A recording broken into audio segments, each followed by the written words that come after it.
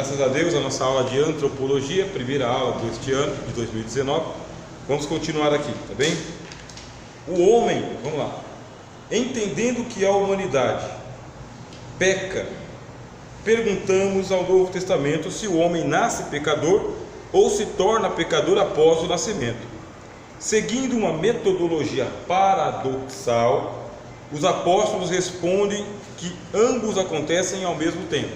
O que é paradoxal? Você pergunta para o Novo Testamento, aí você vai ler Paulo, Pedro, Tiago, João, os evangelhos, Mateus, Marcos e Lucas, carta aos Hebreus, o Apocalipse. Você pergunta, antes de você falar é isso ou é aquilo, você vai só estudando, vai anotando. Ó, Paulo diz isso, Tiago diz aquilo, Pedro disse isso. Opa, o Hebreus concorda com João. Epa, mas a Mateus está concordando com Pedro. Você vai coletando as respostas. É paradoxal. O que é paradoxal? As verdades se encontram. Não é mentira, ou A ou B. Não, é A e B. Só que A e B batendo de frente, dizendo o seguinte: acontece os dois ao mesmo tempo. Ao mesmo tempo, você nasce pecador e a sociedade te corrompe. Vamos supor que você não nascesse pecador, igual Cristo. Cristo nasceu sem pecado, igual Adão. Adão foi criado sem pecado. Só que Adão, ele peca em sociedade. O pecado de Adão não é um pecado solitário. Enquanto ele estava só, não pecou. A mulher foi criada. Aí ele e Eva pecaram. Pecado em sociedade, quer dizer que a sociedade ou a associação com Eva, e ainda tendo o diabo lá por trás das cortinas, a sociedade corrompeu Adão. Só que ele não nasceu pecador, nem ele nem Cristo. Cristo não nasceu pecador, mas ele viveu na sociedade dos pecadores. Logo de saída, o diabo já abraçou e falou o seguinte: ó, se tu és o filho de Deus, não passa fome. Se tu és o filho de Deus, governa o mundo. Se tu és o filho de Deus, vamos fazer uma religião nova, só nós dois aqui. A sociedade está querendo corromper Cristo. E Cristo chegou a dizer o que para Pedro? Você me serve de pedra de tropeço. Quer dizer que a amizade de Pedro com Jesus era uma tentação para Cristo. Porque Pedro era amigo, muito amigo, mas Pedro falava cada coisa que deixava Jesus assim, fora, né? Senhor, abaixo de mim, Satã, está me servindo como pedra de tropeço. Não hei eu de beber o cálice que o Pai me deu? Cristo não nasceu pecador, mas a sociedade o corrompe. Vamos supor que você não nascesse pecador. Não nasceu pecador. Sabe aquele filme A Lagoa Azul? Né? De Volta à Lagoa Azul? Não nasceu, estado natural. Só que lá naquela ilha da Lagoa Azul, estava o rapazinho loirinho, estava a menina loirinha lá, e havia uma regra, que a regra que é a mãe que deu para eles lá antes dela morrer: não passem para o outro lado da ilha, não passem. Aí, enquanto eles eram crianças e adolescentes, cumpriu a regra. Um dia o camarada ouviu uns tambor e falou: eu vou para o outro lado da ilha. Ah, mas a mãe falou que a gente não pode ir. Mas eu vou. Pegou e foi. Quer dizer, a ilha está dizendo que mesmo que você é criado em estado de natureza, de inocência, a vida em sociedade, o mundo que está à sua volta, vai ser uma pedra de tropeço para você. Em algum momento você vai pecar contra Deus. Se o pecado não existe na sua natureza, você inventa ele. Olha só a força do pecado. Quando a gente estudar sobre armatologia aqui, que vai ser a próxima matéria, aí a gente vai aprofundar isso aí, a gente vai ver coisa mais pesada ainda. A vida está muito monótona, sabe? As coisas estão muito certinho, estou numa monotonia. Eu vou inventar alguma coisa. Aí inventa uma coisa que dá errado. E assim, a coisa que dá errado é o que dá prazer. Quer dizer que inventa uma sociedade injusta. Inventou uma sociedade injusta, pessoas nascem dentro dessa sociedade e aprendem na injustiça como se fosse natural. Por isso é paradoxal. Os apóstolos falam: nasceu pecador, e por isso que você peca. Você peca porque você nasceu pecador. Mas o Novo Testamento também ensina: mas se você não tivesse nascido pecador, você inventava o pecado. Deus ia dar uma ordem para você e você ia dizer quem é Deus e ia quebrar, porque pecado sempre é uma coisa contra a ordem da criação, tá bem? A ordem divina. Deus deu uma ordem, estabeleceu um jeito de fazer e a gente faz de outro jeito. Isso é o pecado. Sempre a gente está desafiando as leis que Deus criou. Tanto a lei da consciência é uma lei. A consciência fala o certo e a gente faz o incerto. A gente quer uma lei. É assim que o Novo Testamento fala. Eu quero melhorar a mim mesmo. Vamos supor que você quer melhorar a si mesmo. Eu não preciso de religião, de ser crente, de ir para a igreja para poder ser certo e alcançar a salvação. Eu vou salvar a mim mesmo. Aí você começa a ter uma vida piedosa, orações, sabe, jejum, sem igreja, sem religião, nem nada. O simples fato de você se afastar da comunidade cristã já é o pecado do orgulho. Já é o pecado do orgulho. Porque eu não preciso, eu me basto a mim mesmo e a comunidade está todo mundo errado. Já caiu no pecado do orgulho.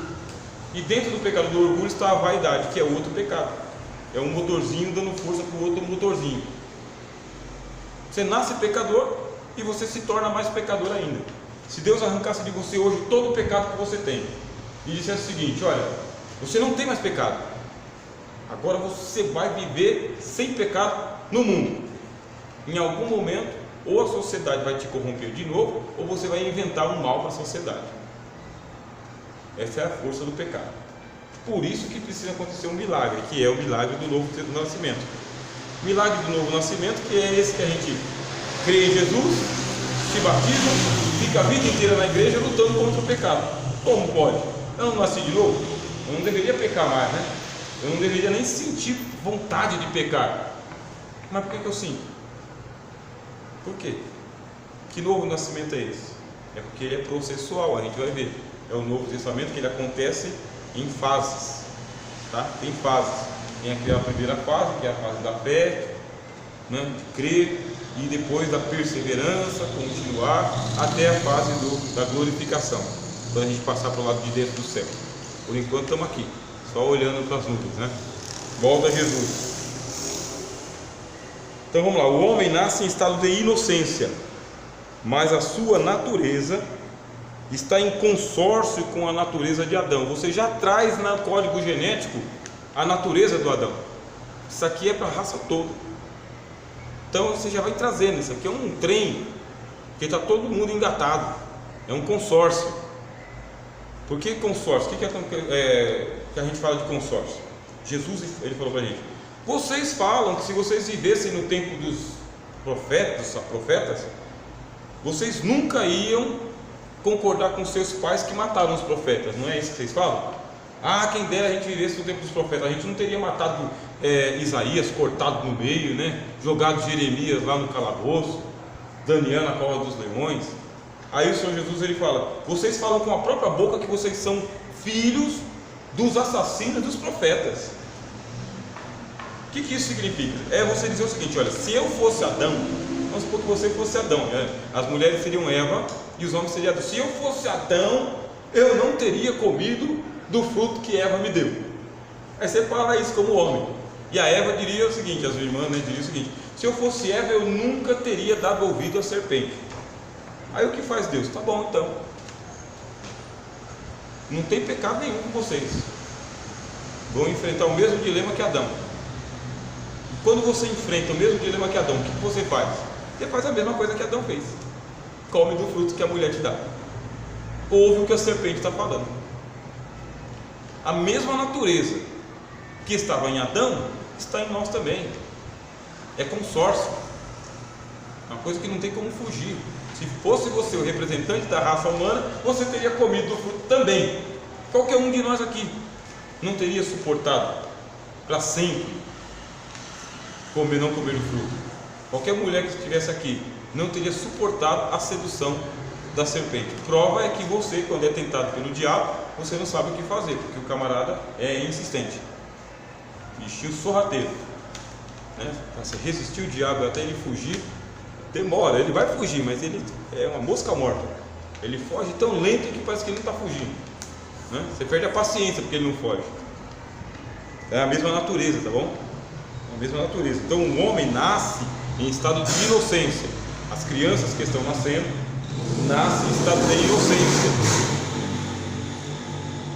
mas já nascem com a natureza do Adão. Já nasce, está tudo ali programado. Portanto, o homem é descendente de um pecador, e recebe a culpa da raça como herança. O homem nasce pecador, mas é livre para agir em conformidade com a sua consciência. Mesmo você tendo nascido pecador, você não pratica todos os pecados da humanidade, você pratica os seus. E quando você pratica um pecado, você tem consciência que aquilo é pecado. Por quê? Vamos supor uma lista de 10 pecados. Dos 10 pecados você pratica uns 3 ou 4. Falta 6 ou 7 ainda que fica ali fica na cota, né? Está na cota.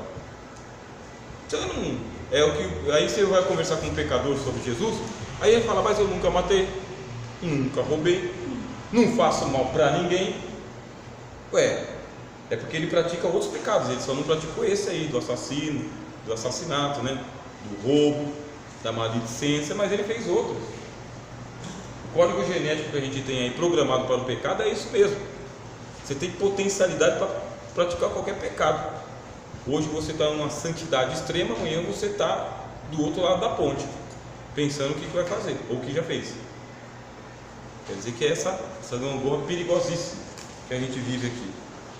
Quer dizer que a gente já traz isso aí programado como herança, mas você é livre para agir, você é responsável, olha lá. As demandas da existência o colocam diante de sua responsabilidade para a vida e o mundo. Deus falou assim: Maria, você é pecador. João, você é pecador. Rogério, você é pecador. Só que quando você tomar uma atitude, eu vou responsabilizar você pelo que você fez. Mas Senhor, foi o pecado que fez em mim. O apóstolo Paulo fala, né? Quando eu faço aquilo que eu não consinto, foi o pecado que fez. Foi o pecado que fez, mas a culpa é sua. É Deus falando. Foi o pecado que fez. Foi sem querer, mas a culpa é sua. Eu não vou nem conversar com o pecado, vou conversar diretamente com o senhor, com o Fernando, né? Vou conversar direto com o Fernando. Vem aqui, Fernando. Ah, mas foi o meu pecado, Senhor. Não. Eu quero falar com o Fernando. Você não sabia? Aí vem o diálogo da consciência com a gente. Você e eu somos responsáveis pela vida e pelo mundo que a gente criou. O mundo é do jeito que a gente quer que ele seja. O mundo não é diferente. Se você quiser que o mundo seja diferente, você muda o mundo todinho. O mundo não é determinante, é o que eu quero dizer. Não é aquele negócio assim, o mundo é assim, não tem jeito de mudar, vai ficar assim para sempre. Não, o mundo é do jeito que você quer que ele seja. Sua casa é do jeito que você quer que ela seja. Se você lutar para mudar a sua casa, você muda. Muda os móveis, né? Muda a refeição, muda a cor da parede, né? Muda até de casa. É lógico que não é do dia para a noite, mas você vai. O mundo é do jeito que você quer. Aí Deus fala: por que você não mudou o seu mundo? Por que você não mudou o seu mundo, a sua cozinha? Por que você não mudou o seu quarto? Por que você não mudou os seus hábitos? Aí você vai falar com o apóstolo Paulo: é por causa que o pecado era mais forte do que eu era escravo do pecado. Aí você joga, né, para a galera: foi o pecado. Mesmo assim Deus fala: mas eu vou responsabilizar você mesmo, está no seu nome. A casa era sua, tinha condições de ser diferente. Então vamos lá. Você é livre e deve assumir as consequências das suas decisões. No entanto, a pecaminosidade presente na tua índole o faz minimizar os seus vícios e maximizar as suas virtudes. Ou seja, o homem exagera as suas qualidades e disfarça as suas faltas. Olha aqui a essência do pecado na natureza humana. O que você faz de errado, você não acha que é tão grave assim. Você minimiza, fecha a janela. Não é tão grave assim. Eu não acho que é tudo isso. Só da minha colega do lado. Da colega do lado a gente, né, dá uma maximizada nela. Quando eu vou falar assim, eu atravessei a idosa para o outro lado da rua, e eu levanto a minha qualidade, né? Mas quando eu digo, eu acelerei e não dei a passagem para a senhora do outro lado da rua, eu falo, mas é lógico, ela tem que esperar, meu carro é 120 por hora, ela é 2 por hora. As minhas qualidades eu exagero, mas os meus vícios eu escondo. É a natureza humana, olha a índole aí. Olha a índole da natureza que a gente está estudando em antropologia. Esse é o ser humano. Não é o ser humano bondoso, totalmente bondoso. É o ser humano na balança, ou na gangorra, né? Mais ou menos. A liberdade humana, a liberdade que você tem, não é suficiente para garantir a perfeição na escolha e prática do bem. E Quanto maior for o bem a ser praticado, menor a força que o homem tem, de tal maneira que as suas limitações o colocam em estado de carência, ou seja, de alguém maior que o auxilie nas escolhas corretas e na prática do bem escolhido. Tá bom, eu escolho fazer o bem, só que você tem limite, ó, meu braço só chega até aqui. O bem que eu tenho que fazer é mexer lá naquele projetor, mexer nessa lâmpada, mas eu não tenho braço para chegar lá. Mas eu tenho que fazer isso daí. É o caso da salvação. Toda escolha que eu faço, ela é imperfeita, porque ela está limitada pelo pecado. O pecado amputou mesmo. O pecado cortou braço, cortou perna, cortou olho, cortou tudo, cortou habilidades. A natureza humana hoje ela é muito limitada para fazer o bem. E se ela quiser fazer o bem numa escala maior, para agradar a Deus, o bem que agrada a Deus, você não tem habilidade para isso. Espiritualmente morto, não tem como fazer nada. O autor dos Hebreus fala que nós estamos com obras mortas. Obra morta, então não adianta nada. Falta qualidade espiritual para a gente poder agradar a Deus. Quer dizer que a gente precisa de ajuda, precisa de uma escada, alguém que levanta o nosso braço. Essa ajuda é Deus, é o Cristo. O Cristo vem no Novo Testamento, assume a nossa fraqueza, vive a nossa existência, cura as nossas feridas e nos restaura a Deus. Agora ele nos reabilita para Deus, nos reabilita. O homem segundo a imagem de Cristo, o homem criado para Deus e por Deus. Esse é que é agradável a Deus. Enquanto eu não passar pelo novo nascimento de Jesus, é impossível ser agradável a Deus. Eu tenho qualidade. Quanto maior for o bem que Deus pedir para mim, menor eu fico. Quando Deus fala para você, olha, um mandamento, isso é esmagador. Deus, assim, com um excelente humor, eu vejo que Deus tem muito humor, ele disse para mim o seguinte, olha, não dirás falso testemunho. Deus muito bem humorado. Nunca fala nada do teu irmão, entendeu? Para poder difamá-lo. Nunca fale do seu irmão aquilo que não foi estritamente verdadeiro. Nunca levante um falso testemunho. Isso aqui eu vou tirar de letra.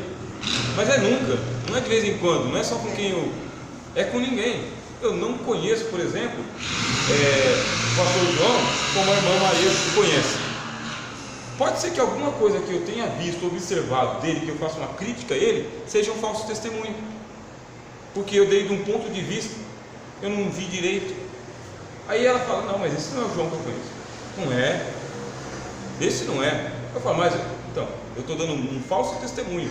Deus me deu um mandamento simples: não levante um falso testemunho. E eu dou um testemunho de uma pessoa que eu nem conheço, que é falsa. É muito simples o mandamento de Deus. Honra teu pai e tua mãe. Mas quantas vezes você e eu não desobedecemos pai e mãe, desonrando eles? Mandamento simples. Quer dizer que Deus colocou o bem dele numa escala que eu não tenho mão para alcançar. Preciso de ajuda. Essa ajuda é o Novo Testamento. Essa ajuda é o Espírito Santo. Bem? A gente inicia hoje então a aula de antropologia, tá bem? E na semana que vem, na quinta-feira, nós damos continuidade. Os irmãos querem